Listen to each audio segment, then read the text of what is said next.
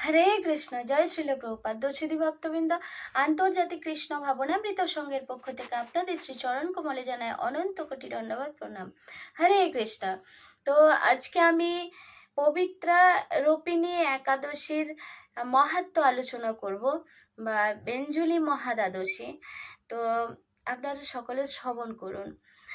তো এই পবিত্রা রূপিণী একাদশী কবে পড়েছে? তা 6 ভাদ্র 24শে আগস্ট সোমবার এই পবিত্রা রূপিণী একাদশীর উপবাস। আর এই যে 23শে আগস্ট মুম্বাই যারা থাকেন তারা এই দিন এই পবিত্রা রূপিণী একাদশী ব্রত পালন করবেন। তো এই যে 6 ভাদ্র 24শে আগস্ট সোমবার এই দিন কিন্তু শ্রীল রূপ গোস্বামী এবং শ্রীল গৌরীদাস পণ্ডিতের তিরোভাব তিথি। আর তারপর দিন অর্থাৎ 7 ভাদ্র 25শে আগস্ট মঙ্গলবার এই একাদশীর পারণ ভোর 5:15 থেকে সকাল 6:22 মধ্যে। তো আপনারা সকলে পালন করবেন, কারণ পালনের টাইমটা তো খুব সীমিত, অল্প। তো হরি বল। তো আমি এখন পবিত্রা রূপিণী একাদশীর ব্রত মাহাত্ম্য পাঠ করছি। তো একদিন মহারাজ যুধিষ্ঠির ভগবান শ্রীকৃষ্ণকে জিজ্ঞাসা করলেন যে, হে প্রভু, এই যে শ্রাবণ মাসের যে শুক্লপক্ষ, এই শুক্লপক্ষে যে একাদশী আছে, তো এই একাদশীর নাম কি, তা কৃপা করে আমাকে বলুন। তো তদুত্তরে ভগবান শ্রীকৃষ্ণ বললেন যে, হে মহারাজ যুধিষ্ঠির, এখন আমি সেই পবিত্র ব্রতের মাহাত্ম্য বর্ণনা করছি, আপনি মনোযোগ দিয়ে তা শ্রবণ করুন। আর যা শোনা মাত্রই কি হয়, বাজপেয় যজ্ঞের ফল লাভ হয়। তো এই কথা কে কাকে বলছেন? এই কথা ভগবান শ্রীকৃষ্ণ মহারাজ যুধিষ্ঠিরকে বলছেন। তো কি বলছেন চলুন আমরা শ্রবণ করি। না, প্রাচীনকালে দাপর যুগের শুরুতে মহিজিৎ নামে এক বিখ্যাত রাজা ছিলেন। তিনি মাহিষ্মতি নগরে রাজত্ব করতেন। কিন্তু দুঃখের বিষয় এই যে তার মনে বিন্দুমাত্র সুখ শান্তি ছিল না, কেননা তিনি ছিলেন অপুত্রক, তার কোনো পুত্র ছিল না। আর পুত্রহীনের তো ইহলোক বা পরলোক কোথাও সুখ হয় না। তো এরূপ চিন্তা করতে করতে কি হলো, বহুদিন কেটে গেল, কিন্তু তবুও পুত্রমুখ দর্শনে রাজা বঞ্চিতই রয়ে গেলেন। আর নিজেকে অত্যন্ত দুর্ভাগা মনে করে রাজা চিন্তাগ্রস্ত হলেন। প্রজাদের সামনে গিয়ে বলতে লাগলেন, হে প্রজাবৃন্দ, তোমরা শোনো, আমি এই জন্মে তো কোনো পাপ কাজ করিনি, অন্যায়ভাবে আমার রাজকোষও বৃদ্ধি করিনি, ব্রাহ্মণ বা দেবতাদের সম্পন্ন কোনো সম্পদ কখনো গ্রহণ করিনি, উপরন্তু প্রজাদেরকেও পুত্রের মতো পালন করেছি, ধর্ম অনুযায়ী পৃথিবী শাসন করেছি, দুষ্টদের যথানুরূপ দণ্ড দিয়েছি, সজ্জন ব্যক্তিদের যথাযোগ্য সম্মান করতেও কখনো অবহেলা করিনি। তাই হে ব্রাহ্মণগণ, এই প্রকার ধর্মপথ অবলম্বন করা সত্ত্বেও কেন আমার পুত্র হলো না, কেন আমার পুত্র লাভ হলো না, তা আপনারা কৃপা করে অনুসন্ধান করুন। তো তখন রাজার এই প্রকার কাতর শুনে, এই প্রকার উক্তি শ্রবণে ব্যথিত রাজভক্ত পুরোহিত ব্রাহ্মণগণ রাজার মঙ্গলের জন্য গভীর বনে ত্রিকালজ্ঞ মুনি ঋষির কাছে যেতে মনস্থ করলেন। বনের মধ্যে ঋষিদের আশ্রম সকল দেখতে দেখতে তারা এক মুনির সন্ধান পেলেন। তিনি দীর্ঘায়ু, নিরোগ, নিরাহারে ঘোর তপস্যায় মগ্ন ছিলেন। সর্বশাস্ত্র বিশারদ ধর্মতত্ত্বজ্ঞ ত্রিকালজ্ঞ সেই মহামুনি লোমশ নামে পরিচিত। ব্রহ্মার এক কল্প অতিবাহিত হলে মুনিবরের গায়ের একটি লোম পরিত্যক্ত হতো। এই কারণে এই মহামুনির নাম লোমশ। তাকে দেখে সকলেই ধন্য হলেন। তারা পরস্পর বলতে লাগলেন যে, আমাদের বহু জন্মের সৌভাগ্যের ফলে আজ আমরা এই মুনিবরের সাক্ষাৎ লাভ করলাম। তারপর ঋষিবর তাদের সম্বোধন করে বললেন যে, কি কারণে আপনারা এখানে এসেছেন এবং কেনই বা আমার এত প্রশংসা করছেন আপনারা, তা স্পষ্ট করে বলুন। আপনাদের যাতে মঙ্গল হয় আমি নিশ্চয়ই চেষ্টা করব। এ কথা কে বললেন? এ কথা লোমশ মুনি বললেন।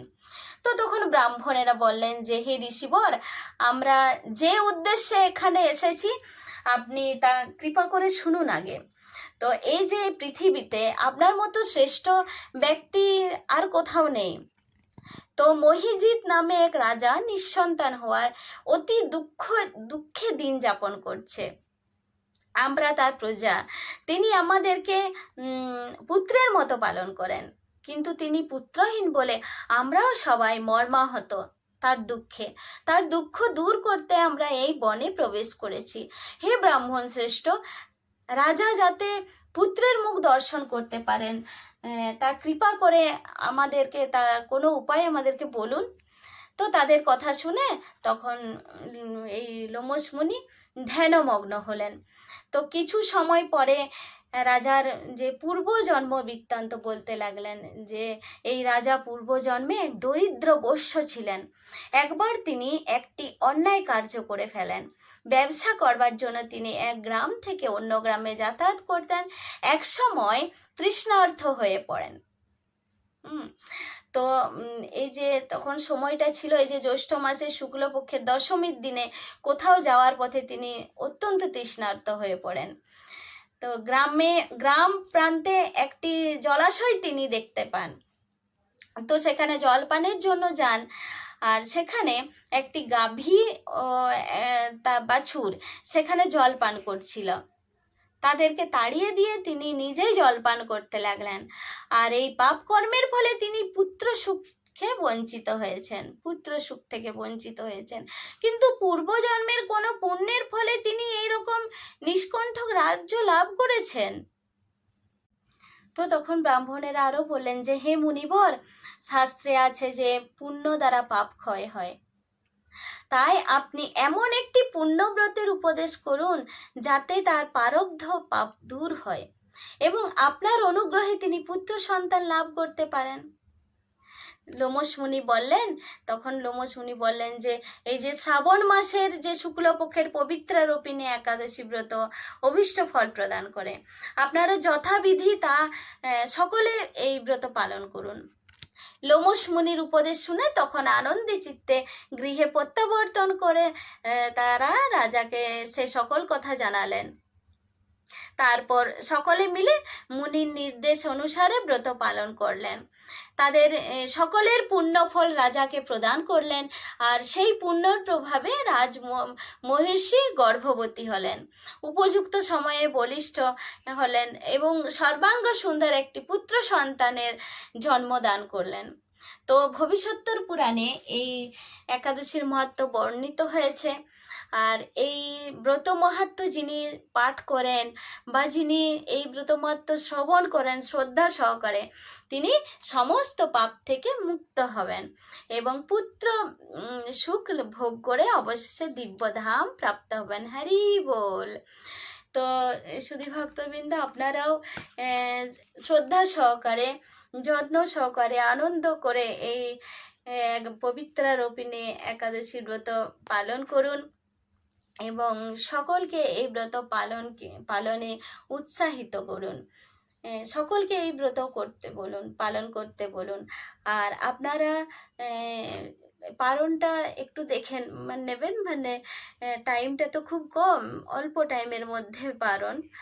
তো সকলে হরে কৃষ্ণ মহামন্ত্র জপ করুন এবং হরে কৃষ্ণ মহামন্ত্র জপ করে নিজের জীবনকে আনন্দময় সুখময় করে তুলুন। হরে কৃষ্ণ কৃষ্ণ কৃষ্ণ হরে হরে, হরে রাম রাম রাম হরে হরে।